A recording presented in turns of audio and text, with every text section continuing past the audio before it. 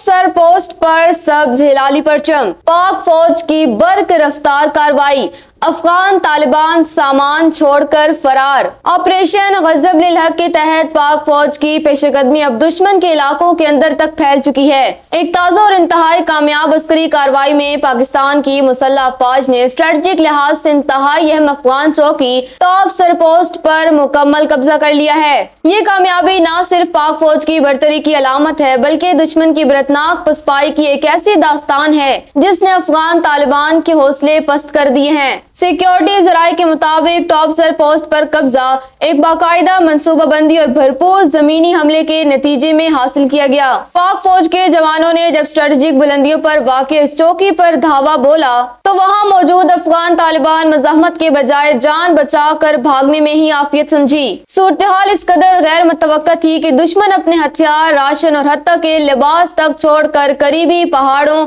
और गारों की तरफ फरार हो गए। पाक फौज का कहना है कि ये कार्रवाई अफगान तालिबान की जानिब से मुसलसल की जाने वाली बिला इश्तियाज सरहदी दरांदाजी और सिविलियन आबादी पर गोलाबारी का बराह रास्त जवाब है। टॉप सर पोस्ट की जोग्राफियाई अहमियत बहुत ज्यादा है, क्योंकि यहाँ से सरहदी आमद और रफत और दुश्मन की नकलो हरकत पर मुकम्मल नजर रखी जा सकती है। इस पोस्ट पर कब्जे के बाद अब पाकिस्तान को इस मखसूस सेक्टर में दिफाई और जरहाना दोनों लिहाज से बरतरी हासिल हो गई है। अस्करी हकाम के मुताबिक इस ऑपरेशन में दुश्मन को भारी जानी और माली नुकसान पहुंचा है और इनकी सप्लाई लाइन का एक अहम हिस्सा कट चुका है। पाक फौज के जवानों का हौसला बुलंद है और उन्होंने वाज़ह कर दिया है कि ऑपरेशन गजब-उल हक तब तक जारी रहेगा जब तक सरहद का एक एक इंच महफूज नहीं हो जाता।